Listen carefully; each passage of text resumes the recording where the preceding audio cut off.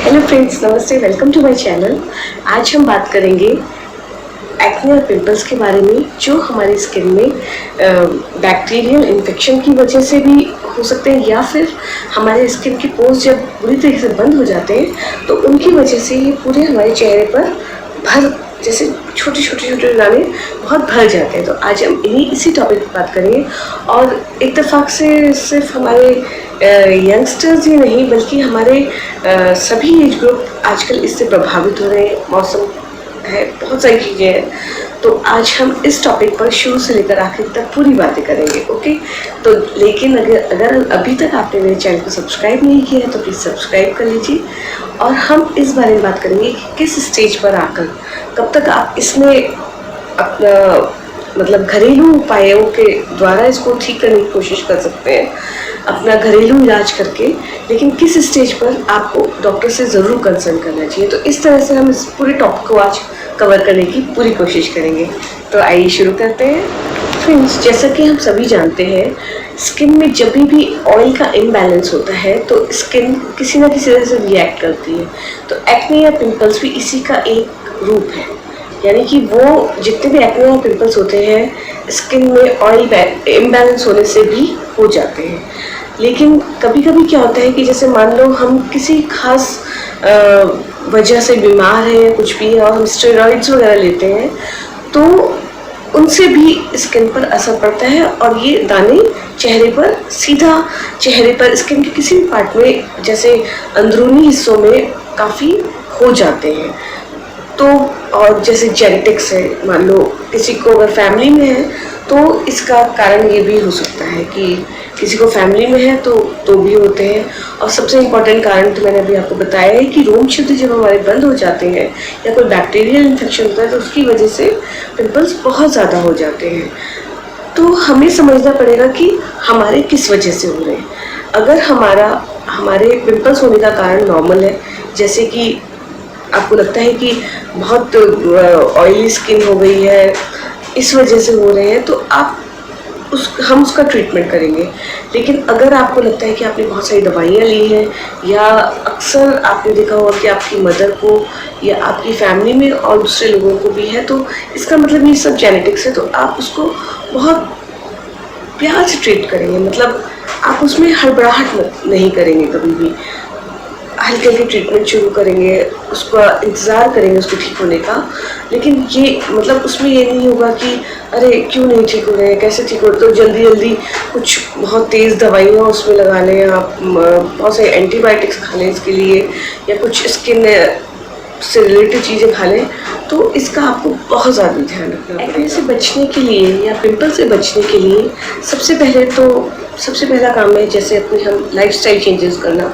जैसे बहुत तला भुना ना खाना, बहुत अपने स्किन का ध्यान रखना, ठीक से सफाई का ध्यान रखना।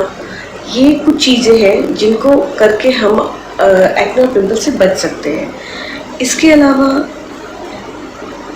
जब भी आपके पिंपल्स हो तो उन्हें छुएं नहीं, क्योंकि जैसे ही आप किसी पिंपल को छूते हैं या गलती से उसे फोड़ देते हैं तो उससे जो ऑयल रिश्ता है, लीक होता है, तो वो ऑयल स्किन के दूसरे एरिया में जाकर वहाँ भी वो एक्ने और पिंपल्स को जन्म देता है। तो आप इसका ध्यान रखें। और जब भी अपनी स्किन के लिए क्लेंजर लें तो एक अच्छी क्वालिटी का क्लेंजर यूज़ करें, एक अच्छी कंपनी का क्लेंजर लाएं और देखें कि वो ऑयल फ्री हो। ये इस बात का ध्यान रखें, क्योंकि ऑयल की अधिकता से ही पिंपल्स या एक्ने होते हैं। हमेशा हाइड्रेटेड रहें, मतलब कि खूब सारा पानी पिए।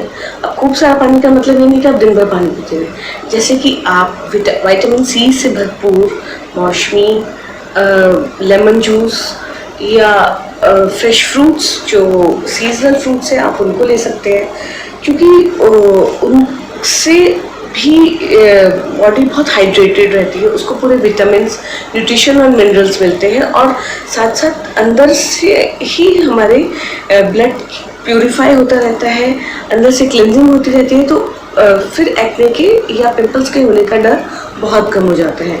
तो अगर आप इन सब बातों का ध्यान रखेंगे तो मुझे पूरा यकीन है कि आप एक्ने और पिंपल से बहुत हद तक बच पाएंगे। स्ट्रेस से बचें, क्योंकि इस स्ट्रेस हमारे अंदर हार्मोन्स में एंड्रोजन को बढ़ाता है, जिससे कि जिसका सीधा असर हमारे बालों पर और हमारी स्किन पर होता है।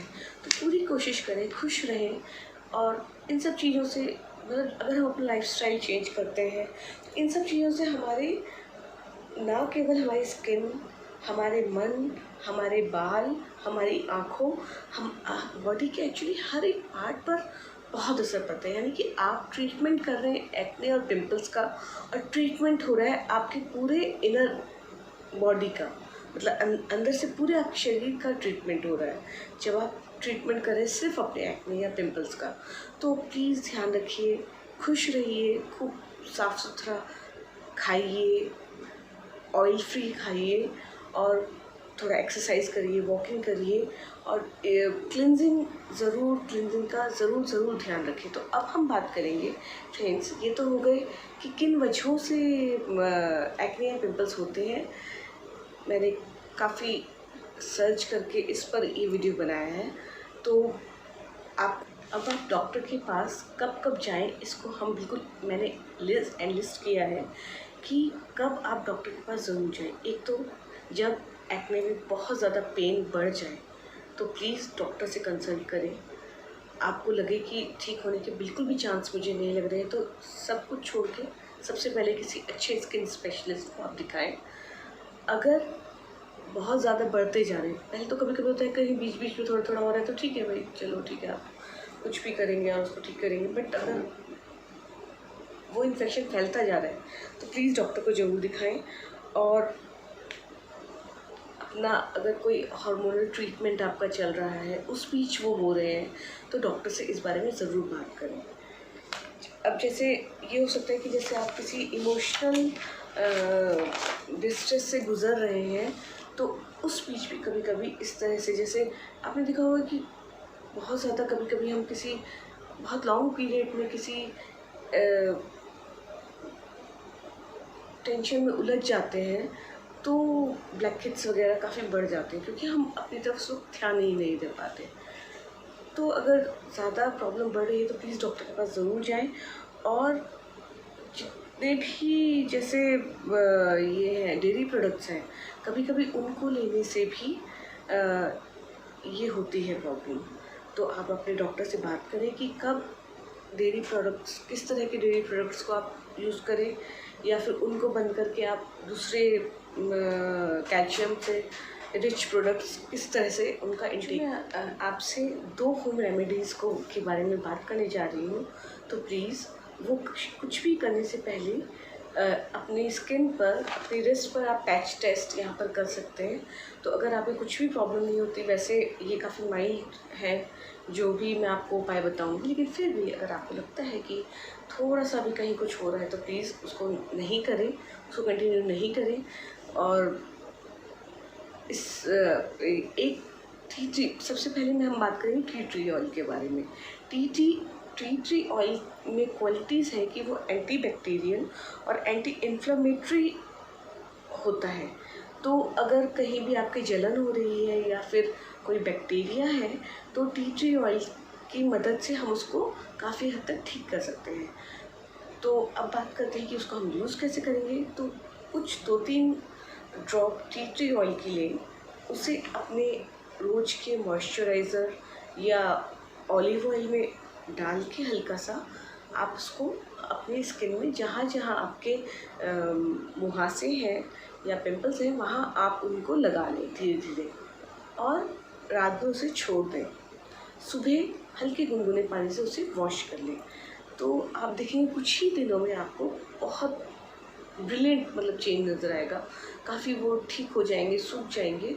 और एक और मैं आपसे कहना चाहती हूँ कि बोरलीन, फ्रेंड्स जब हम लोग छोटे थे तो उस वक्त ये मुल्तानी मिट्टी बहुत ज़्यादा हम लोग यूज़ करते थे। मतलब तब तो बहुत सारी चीज़ें नहीं थी, तो हम क्या करते थे कि उसमें बोरलीन में मिक्स करके मुल्तानी मिट्टी और या चंदन पाउडर में मुल्तानी मिट्टी मिक्स करके, और साथ में थोड़ी सी बोरोलिन भी डाल के, क्योंकि वो एंटीबायोटिक एंटी बैक्टीरियल होती है, एंटीबायोटिक होती है, उसको हल्का हल्का हम यहाँ पे लगा देते थे। तो उससे बहुत एक्चुअली सिर्फ बोरोलिन भी कभी कभी बहुत छोटे छोटे दाने, तो सिर्फ बोरोलिन भी आप लगा सकते हैं, और अदरवाइज़ वो लगा के बस छोड़ दें, सुबह फेस वॉश कर लें। अभी मैंने आपको बताया एक तो टी ट्री ऑयल को आप कैसे यूज़ करें, दूसरा मैंने बताया मुल्तानी मिट्टी, तीसरा मैंने बताया बोरोलिन। वो बहुत इजीली अवेलेबल, बहुत सस्ती है और लेकिन बहुत इफ़ेक्टिव प्रोडक्ट है, इसलिए मैंने बताया, और जो मैं बचपन से हम लोग यूज़ करते थे। और चौथी चीज़ है कोकोनट ऑयल। हम सभी के घर में इजीली अवेलेबल है, हम सभी अपने बालों में लगाते हैं, उसी से बाल इतने अच्छे होते हैं। तो कोकोनट ऑयल को आप डायरेक्टली अपने इनमें अप्लाई कर सकते हैं, ठीक है ना। अच्छे से पहले वॉश करिए फेस को, हल्के हाथों से टैप टैप करके यहाँ पे सुखाइए, और हल्के हल्के हाथों से क्योंकि उसमें एक तो जलन को कम करने की ताकत होती है कोकोनट ऑयल में, और दूसरा मतलब वो एंटी इन्फ्लेमेटरी है और एंटी बैक्टीरियल भी है, ये हम सभी जानते हैं। यूजुअली भी हम जब यूज़ करते हैं तो मतलब बहुत आराम मिलता है। कभी कभी हाथ जल जाता है तो एकदम से अगर कुछ समझ में नहीं आता तो मैं तो वही ये कोकोनट ऑयल की कुछ बूंदे लगा लेती हूँ, बहुत जल्दी आराम आ जाता है। तो ये छोटी छोटी चीज़ें हैं, करके देखिए। और एक और है, जैसे जो नींबू होता है वो उसमें बहुत सारी क्लिनजिंग प्रॉपर्टीज़ होती हैं, लेकिन काफ़ी एसिडिक भी होता है, तो इसमें लगाने से वो जलेगा। बट आपने मौसमी ज़रूर खाई होगी, इस मौसम में मौसमी वैसे भी बहुत सारी आ रही है, तो मौसमी तो खा लें आप, कोई उसको कुछ ख़राब करने की ज़रूरत नहीं है, उसको खाइए। वो आपको अंदर से खूब सारा विटामिन सी आपको मिलेगा और अंदर से पूरा क्लिनजिंग करेगी, वो सबसे इम्पॉर्टेंट थिंग। सारा सिस्टम आपका साफ़ हो जाएगा। और 3-4 मौसमी, मैं तो कहती हूँ 3 मौसमी तो ज़रूर काटिए, छीलिए, काटिए, अच्छे से चबा चबा के विद फाइबर जो उसका कवर होता है उसके साथ आप खाइए, और आप अंदर से इतना अच्छा फील करेंगे कि जैसे कि पूरा का पूरा ब्लड प्योरीफाई हो गया है। तो मौसमी तो आप खाइए, लेकिन मौसमी के छिलके गलती से भी फेंकिए मत। देखिए, एक तो वो बहुत एसिडिक नहीं होता है वो, जबकि लेमन की फैमिली का ही है मौसमी। लेमन उनके छोटे भाई बहन होते होंगे कुछ, और मौसमी थोड़ी बड़ी मौसमी मैम होती होंगी तो उसको मौसमी की खाने के बाद जो छिलके हैं उनको आप या तो किसी पानी में रख दीजिए 2-4 घंटे, 6 घंटे, जितने घंटे भी, और उसी पानी से आप अपना मुंह साफ़ करिए, धुलिए, और या उसी पानी में आप थोड़ी सी मुल्तानी मिट्टी मिला के अपने चेहरे पर पूरा लगा लीजिए लेप। आप चाहे तो गर्दन पर भी लगा सकते हैं। तो उससे आप देखना कि बहुत स्किन कितनी साफ़ हो जाएगी, मतलब डर्ट फ्री एकदम हो जाएगी, बिल्कुल बहुत अच्छी, बहुत अच्छा आपको फ्रेश फील होगा। तो ये कुछ उपाय हैं जो मैंने आज आपके संग शेयर करे हैं। आई होप आपको अच्छे लगे होंगे। तो अगर आपको अच्छे लगे तो प्लीज़, एक तो मोस्ट इम्पॉर्टेंट थिंग कि ट्राई ज़रूर करिए, दूसरी इम्पॉर्टेंट थिंग मेरे चैनल को सब्सक्राइब ज़रूर करिए, तीसरी इम्पॉर्टेंट थिंग कमेंट करके कमेंट बॉक्स में बताइए कि आपको कौन सी रेमेडी सबसे ज़्यादा अच्छी लगी। और जब भी आपको लगे कि कोई भी होम रेमेडी वर्क नहीं कर रही है, it means there is something else, मतलब किसी और चीज़ का असर हो रहा है, तो please do consult your doctor. अपने डॉक्टर से बात करिए, उनको अपनी सारी प्रॉब्लम बताइए, वो सब हमारी हेल्प के लिए है। तो उनको हम अपनी प्रॉब्लम बताइए, वो आपकी प्रॉब्लम का आपको सॉल्यूशन देंगे। घरेलू सॉल्यूशन मैं बताऊंगी, वैसे सॉल्यूशन वो बताएंगे।